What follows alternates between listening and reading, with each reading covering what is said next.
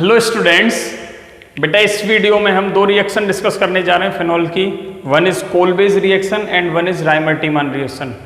Very very very important reactions, both are very important reactions. Start करते हैं। चलो पहले मैं दोनों रिएक्शंस आपके सामने लिख देता हूँ, ठीक है, फिर उनकी मैकेनिज्म डिस्कस करेंगे एक साथ। सबसे पहले दैट इज कोलबेज रिएक्शन, ठीक है। इससे पहले इलेक्ट्रोफिलिक एरोमेटिक सब्स्टिट्यूशन हम पढ़ चुके हैं, तो ये कौन सी रिएक्शन होगी फिनॉल की? ये हमारे पास सेकंड रिएक्शन होगी। और वो तुमको पता है कि हमने इलेक्ट्रोफिलिक एरोमेटिक सब्स्टिट्यूशन रिएक्शन में 3 रिएक्शन पढ़ी थी, ठीक है, नाइट्रेशन, हेलोजिनेशन और सल्फोनेशन। कोलबेज रिएक्शन क्या होती है? It is nothing but the conversion of phenol in presence of sodium hydroxide,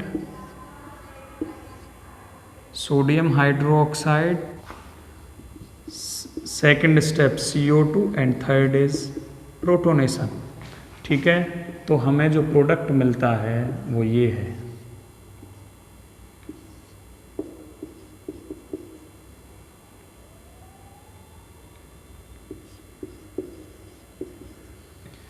इसका नाम है फिनॉल और फिनॉल से हम बना रहे हैं two hydroxy benzoic acid. Two hydroxy benzoic acid, very important reaction. इसका दूसरा नाम भी है सैलिसिलिक एसिड। ये आपको नाम याद रखने, कभी कभी कंपटीशन में नाम ही पूछ लेता है। बताओ कोलबेज रिएक्शन का प्रोडक्ट क्या होता है? डायरेक्ट ऐसे पूछता है, simple two hydroxy benzoic acid, salicylic acid, ठीक है। इसके साथ हम दूसरी रिएक्शन की मैकेनिज्म आज पढ़ने वाले हैं and that is Reimer Tiemann reaction.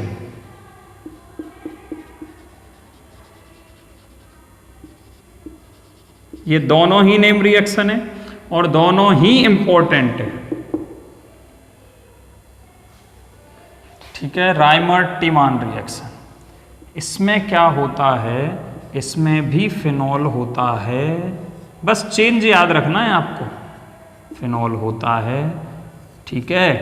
इसमें भी रिएक्शन होती है NaOH से, ठीक है। फिर उसके बाद रिएक्शन होती है CHCl3 से, फिर दोबारा से रिएक्शन होती है NaOH से, और फिर प्रोडक्ट फोर्थ स्टेप होता है H+, और जी हमें प्रोडक्ट मिलता है।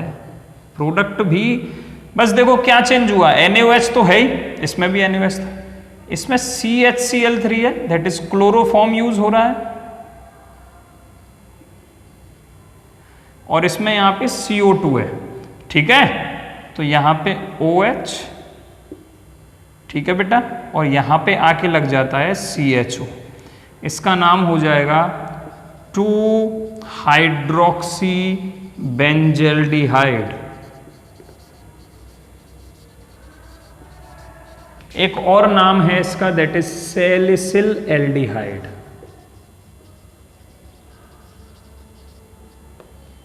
ठीक है। तो ये क्या है बेटा? Reimer Tiemann reaction, that is conversion of phenol to salicyl aldehyde, and Kolbe's reaction conversion of phenol to salicylic acid. आपको याद रखना है दोनों ही very very important reaction, very very very important reaction, ठीक है। एक एक करके मैकेनिज्म इनकी डिस्कस करेंगे हम। ले लिया स्क्रीनशॉट? चलो मैकेनिज्म डिस्कस करते हैं। बेटा टाइटल डालोगे mechanism of कोलबेज reaction,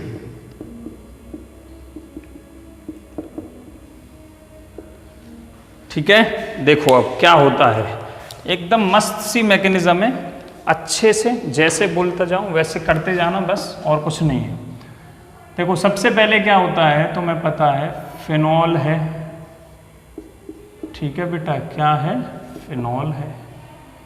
sodium hydroxide से रिएक्शन करेगा NaOH से, तो ये स्ट्रॉन्ग बेस है, क्या करेगा? इसके प्रोटॉन को एब्स्ट्रैक्ट कर लेगा, एसिडिक हाइड्रोजन को, ठीक है। तो ये यहाँ पे क्या बना देगा? फिनॉक्साइड आयन बनाएगा। सबसे पहले स्टेप में conversion of phenol into phenoxide ion, ठीक है। और यहाँ पे माइनस आ गया, मतलब Na+ इधर कहीं घूम रहा होगा इसके पास, ठीक है। यहाँ से Na+ कहाँ घूम रहा होगा? इसके पास घूम रहा होगा। क्लियर, कहीं कहीं बॉन्ड में ONA लिख देता है बना के, तो उससे कंफ्यूज नहीं होना है। ये क्या हो गया फिर, सोडियम फिनॉक्साइड आयन। और तुम्हें पता होना चाहिए कि sodium phenoxide ion is more nucleophilic than phenol. ये जो है ये क्या है, ज्यादा न्यूक्लियोफिलिक होता है। क्यों होता है, अगर वैसे तो पूछेगा नहीं, कभी कंपटीशन में भी नहीं पूछेगा, ठीक है, लेकिन क्यों होता है देखो, इसके पास नॉन बॉन्डिंग ऑर्बिटल में इलेक्ट्रॉन होते हैं जिसकी एनर्जी यहाँ होगी, ठीक है। नॉन बॉन्डिंग ऑर्बिटल की एनर्जी, इतनी एनर्जी लेवल की बात करोगे यहाँ होती है पाई देन सिग्मा, और सबसे पहले जिसकी एनर्जी ज्यादा हो वहीं से इलेक्ट्रॉन निकलते हैं। ये कॉन्सेप्ट याद रखना, जहां जिसकी एनर्जी ज्यादा वहां से इलेक्ट्रॉन निकलते हैं, ठीक है। तो यहां से जल्दी तो निकलेंगे, यहां तो पाई बॉन्ड है, लेकिन यहां पे तो नॉन बॉन्डिंग भी है और साथ में नेगेटिव चार्ज भी आ गया, तो इलेक्ट्रॉन डेंसिटी तो और बढ़ गई। ऑक्सीजन के ऊपर इलेक्ट्रॉन डेंसिटी और बढ़ गई, मतलब इस वाले केस में एनर्जी लेवल कुछ ऐसा होगा ऑक्सीजन का, और इस वाले केस में फिनॉल के केस में यहां इलेक्ट्रॉन है, ठीक है। तो सबसे ज्यादा न्यूक्लियोफिलिक कौन, जिसकी एनर्जी ज्यादा, ठीक है, जिसकी ऑर्बिटल की एनर्जी ज्यादा। तो यहां पे सिंपल सा कॉन्सेप्ट है, और याद रखना कि यही सीक्वेंस होता है, नॉन बॉन्डिंग पाई सिग्मा, जिसकी एनर्जी ज्यादा वो इलेक्ट्रॉन जल्दी देता है, ठीक है। सो ये कॉन्सेप्ट आप याद रखोगे, sodium phenoxide ion is more nucleophilic than phenol. Phenoxide ion is more nucleophilic, more nucleophilic. ये सब छोटी छोटी चीजें हैं जो आपको शायद कोई नहीं बताएगा, क्यों होता है वो हमने आपको बताया अभी, ठीक है। अब मैं इसे मिटा रहा हूं। फिनॉक्साइड आयन बनाया, इसके बाद क्या होता है बेटा, ये फिनॉक्साइड आयन, हालांकि CO2 जो है, CO2 का स्ट्रक्चर यही तो होगा, वीक इलेक्ट्रोफाइल है, ये एक वीक इलेक्ट्रोफाइल है, फिर भी क्योंकि ये एक बहुत स्ट्रॉन्ग न्यूक्लियोफाइल है, तो भी ये बोलता है ठीक है मेरे पास पैसा है, तू गरीब है, मैं एडजस्ट कर लूंगा, कोई बात नहीं, चल तू पार्टनर बन जा, ठीक है। तो इस तरीके से CO2 पे अटैक करेगा और ये बना देता है, सॉरी बेटा,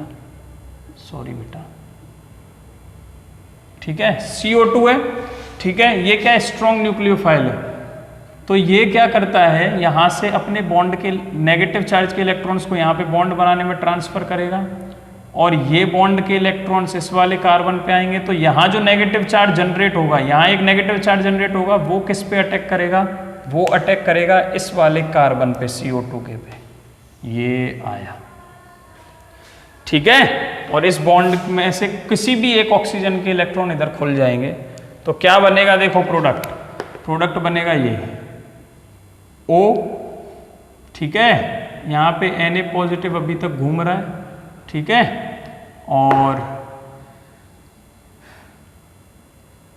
यहां पे आके क्या लग गया बेटा, CO2, ठीक है। क्या मैं, ये दोनों इक्विवेलेंट पोजीशन है, तो मैं CO2 को बेटा यहां लगा रहा हूं, आपको कंफ्यूज नहीं होना है, ठीक है। ये दोनों एक ही बात है, इधर लगाऊंगा इधर, अगर ट्रिपल बॉन्ड ऐसे होता, कैसे, इधर, तो इधर लग रहा होता CO2, तो एक ही बात है, यहां लगाऊं चाहे वहां लगाऊं। तो मैंने क्या किया, C पे अटैक किया, तो एक O नेगेटिव, ठीक है, एक O नेगेटिव यहां पे दिखा रहा हूं, और डबल बॉन्ड हो, ठीक है। बाकी ये वाले बॉन्ड के ये ऐसे है, ठीक है। चलो नेक्स्ट स्टेप क्या होगा,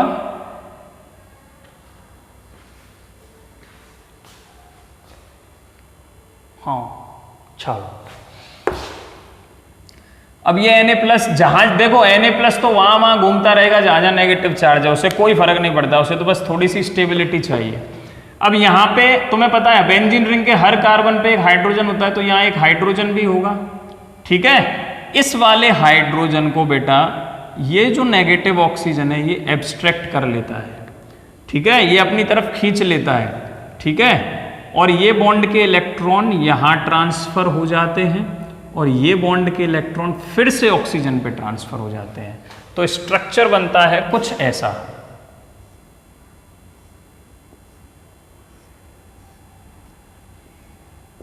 ये तो एज इट इज, यहां एक डबल बॉन्ड आ गया, यहां से H चला गया, और केवल यहां पे अब क्या रह गया, इस H ने इस H को इस ऑक्सीजन ने खींच लिया, मतलब ये यहाँ पे OH बन गया और ये यहाँ पे डबल बॉन्ड हो गया। और क्या होगा बेटा, यहाँ पे डबल बॉन्ड से अब सिंगल बॉन्ड रह गया और O- और Na+ ion as it is रह गया। ठीक है, लास्ट स्टेप, बहुत सिंपल सी मैकेनिज्म है, इसके कोई ज़्यादा पहाड़ नहीं खोदने इसमें। ठीक है, क्या होगा, वर्कअप। ठीक है, वर्कअप का मतलब वाटर के अंदर से ये प्रोटॉन एब्स्ट्रैक्ट कर लेता है। वाटर के अंदर से ये प्रोटॉन एब्स्ट्रैक्ट कर लेता है। क्या एब्स्ट्रैक्ट कर लेता है प्रोटॉन? H, ये ऑक्सीजन नेगेटिव। तो यहाँ पे क्या बन जाता है, वाटर आएगा। ठीक है, H+ H2। ठीक है,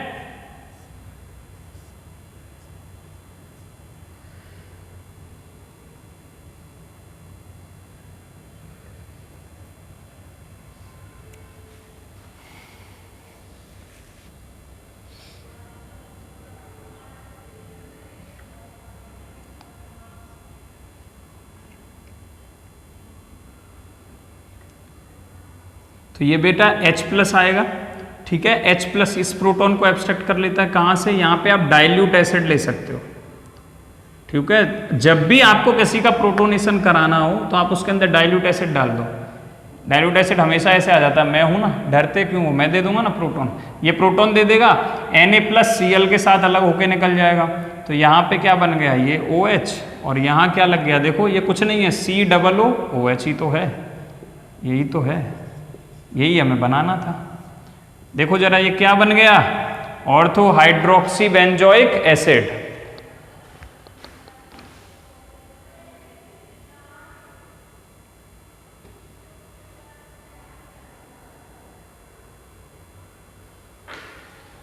ठीक है बेटा, सब समझ में आया? देखो एक बार रिपीट कर रहा हूं, फिनॉल के ऊपर सबसे पहले अटैक किया NaOH ने, क्या करेगा, बेस है, एब्स्ट्रैक्ट करेगा एसिडिक हाइड्रोजन को, तो सोडियम फिनॉक्साइड आयन बनाया।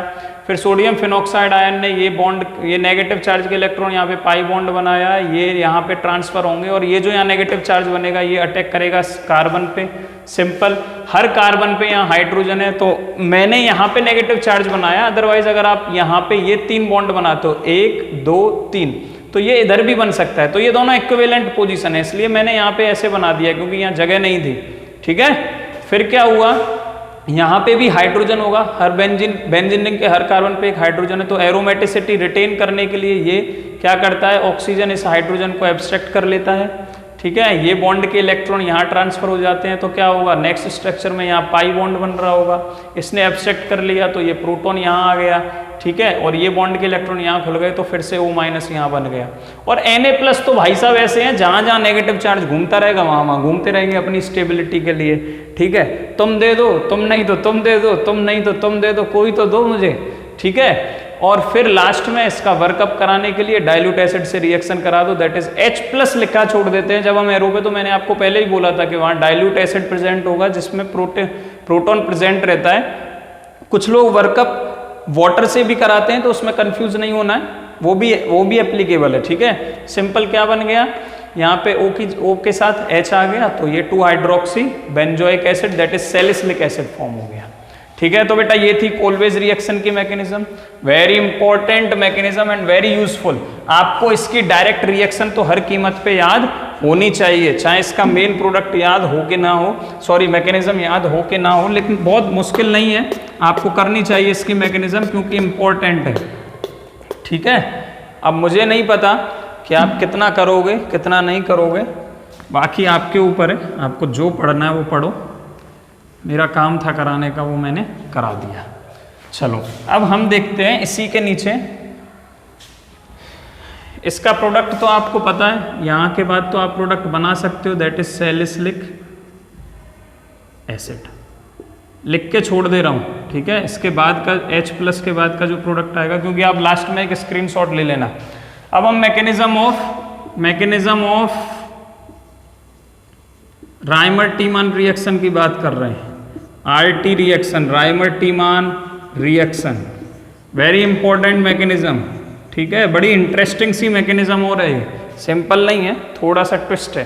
देखो ट्विस्ट क्या है, सबसे पहले स्टेप में ये होता है, सबसे पहले जो CHCl3 है, क्लोरोफॉर्म है।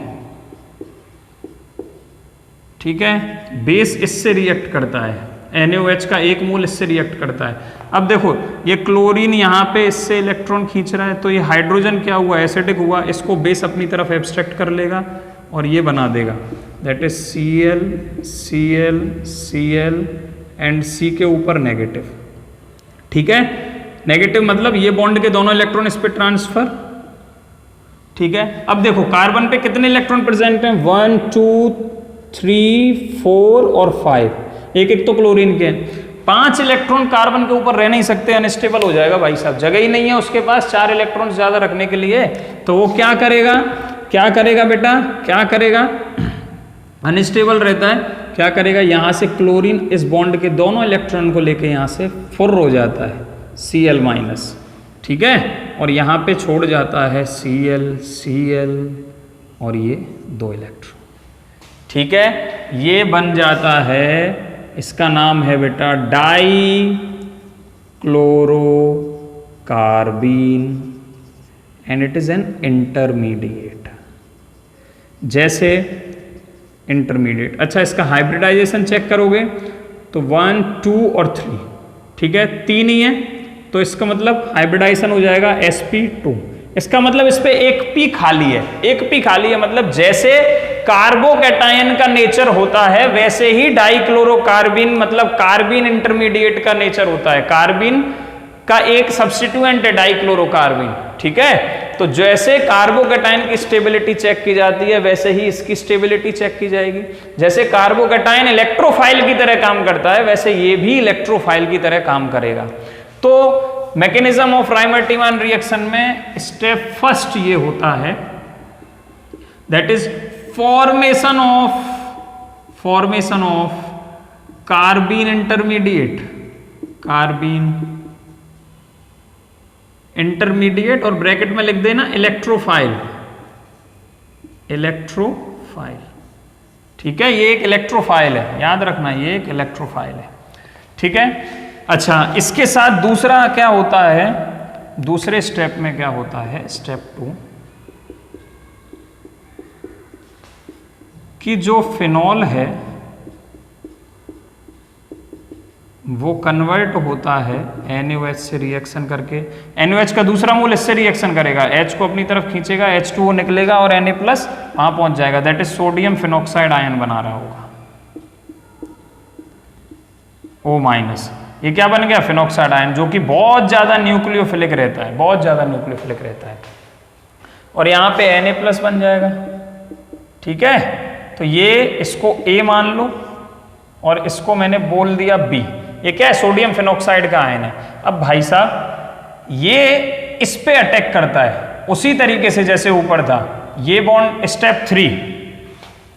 ठीक है, स्टेप 3 यहां से स्टार्ट करते हैं। ठीक है, देखो जरा स्टेप 3 में क्या होगा बेटा, sodium phenoxide ion, that is ये वाला फिनॉक्साइड आयन O-, इसके साथ Na+ भी है, प्लस किसकी रिएक्शन होती है, डाइक्लोरोकार्बीन की, जो कि एक इलेक्ट्रोफाइल है। ठीक है, तो ये यहाँ शिफ्ट होगा। ठीक है, और ये फिर से मैंने शायद मैं चलो ये ऐसे बना रहा हूँ इस बार बॉन्ड, इससे इजी हो जाएगा मेरे लिए बनाना, बाकी से है सेम चीज़, सेम है।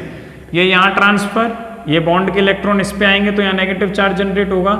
ठीक है, वो नेगेटिव चार्ज कहाँ अटैक करेगा, इसके ऊपर, तो मैं डायरेक्ट बॉन्ड के इलेक्ट्रॉन से यहाँ पे अटैक करवा रहा हूँ कार्बिन पे, तो क्या बनेगा, देखो ये बनता है,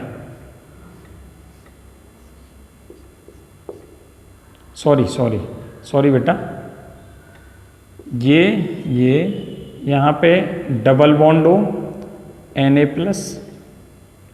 और यहाँ आ गया Cl Cl।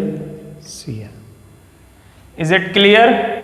ठीक है, अच्छा अब नेक्स्ट स्टेप में क्या होगा, इसके हर कार्बन पे एक हाइड्रोजन होगा, इसे छोड़ के, ठीक है, एक हाइड्रोजन होगा, तो यहाँ पे इसने क्या है, सिंगल बॉन्ड बनाया हुआ है, देखो इस कार्बन ने 1 2 3, तो यहाँ पे भी एक हाइड्रोजन है। ठीक है, अब देखो इस हाइड्रोजन को कौन एब्स्ट्रैक्ट करेगा, इस पे एक क्लोरीन लगा है कार्बन पे, तो ए से खींच रहे होंगे इलेक्ट्रॉन, यहाँ पे भी शायद दिख रहा है कि नहीं दिख रहा है, तो मैं वहाँ तक शायद आपको दिख नहीं रहा था, मैंने कैमरा सेट किया, ठीक है। अब देखो तो ये इंटरमीडिएट बनेगा, यहाँ से इसने अटैक किया, क्लियर, यहाँ पे आके लग गया। अब मैं क्या बोल रहा था, दोबारा से समझा देता हूँ एक बार, कि हर कार्बन पे इस पे एक हाइड्रोजन होता है बेंजीन रिंग के पे, यहाँ पे तो 4 बॉन्ड पूरे हैं तो यहाँ नहीं होगा, यहाँ पे 3 ही बॉन्ड हैं, 1 2 3, तो यहाँ एक हाइड्रोजन होगा, ठीक है। अब देखो ये जो कार्बन है ये इस वाले क्लोरीन से जो अटैच है बेटा, ये क्या है, बॉन्ड के इलेक्ट्रॉन्स को खींच रहा होगा, ये भी खींच रहा होगा, तो ये कार्बन पे क्या है, इलेक्ट्रॉन्स की कमी आ रही होगी, उसको सेटिस्फाई करने के लिए, उसको सेटिस्फाई करने के लिए ये क्या करता है, ये क्या करता है, इसको अपनी तरफ खींच लेता है, क्लियर, क्या करता है, इस कार्बन, इस हाइड्रोजन को अपनी तरफ खींच लेता है और बना देता है ये,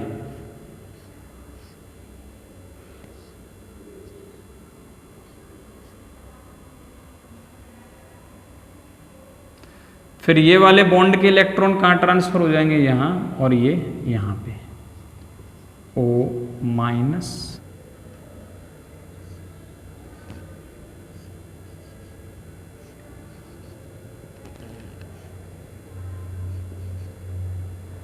ठीक है, बना देगा बेटा ये वाला प्रोडक्ट। नाउ यहाँ पे O- के साथ Na+ चल ही रहा है, अब ये फिर से NaOH के साथ रिएक्शन करता है, फिर से NaOH के साथ रिएक्शन करता है, और एक बार नहीं 2 मोल से करता है, क्या करता है बेटा, 2 मोल्स ऑफ NaOH के साथ रिएक्शन करता है, and it is step number 4। क्या होता है स्टेप नंबर 4 में, यहां से पहले एक NaOH का एक OH- आयन आएगा और इस पे अटैक करेगा, Cl को निकालेगा, ठीक है, तो इसकी जगह OH आ गए, फिर दूसरा NaOH आएगा, OH- आयन इस पे अटैक करेगा और एक Cl को निकालेगा, मतलब इनकी जगह 2 OH आ जाएंगे, प्रोडक्ट आ गया बेटा ये, इस स्टेप के बाद प्रोडक्ट आ जाता है ये O-, Na+ एंड